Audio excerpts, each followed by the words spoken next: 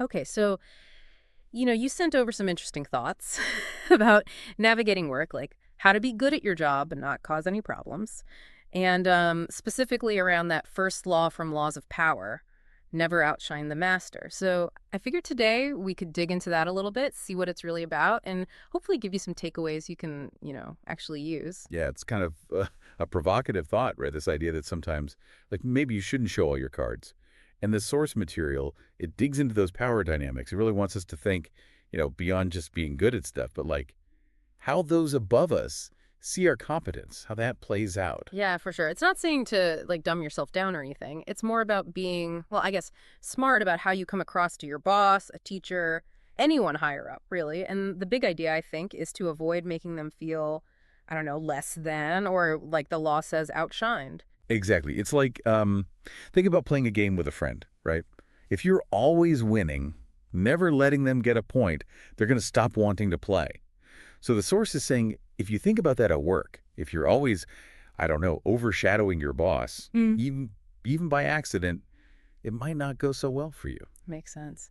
And the source gives some good examples like that whole school teacher thing. Imagine a student who's always got the answer, even stuff way beyond the class. And the source wants us to think about it from the teacher's side.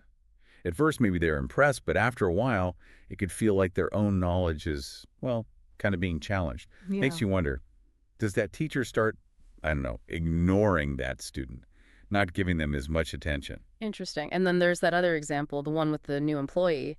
They solve some big problem right away. Everyone's praising them. CEO's all happy. Yeah, but the source is hinting at something deeper there. Like, sure, the CEO's happy on the surface, but maybe underneath there's this feeling of, I don't know, insecurity. Like, wait, am I not the problem solver here? And that, the source argues, could create some sneaky problems for that new employee later on. So it's almost like being too good can backfire. So what's the right way to play it, according to this source? The source is big on making those above you feel secure. Like they're the ones in charge. Instead of showing off, it's more about offering help in a way that makes them look good. Building trust, showing loyalty.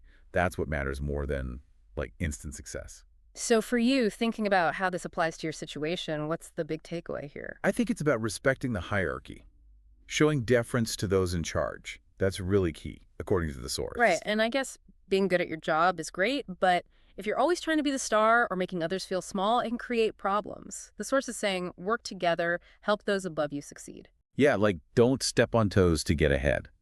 The source argues that by helping your superiors, by making them look good, you're actually setting yourself up for success down the road. People remember that. So really, this first law isn't saying to hide your skills. It's more like uh, using them strategically, building those good relationships with the people who, well, have the power.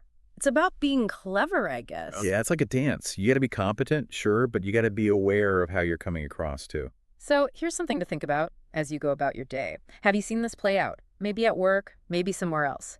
Knowing this first law, how would you approach things differently with your boss or anyone above you, really? Not to hide your talents, but to actually get more done and, build those important relationships. Anyways, thanks for diving into this with us.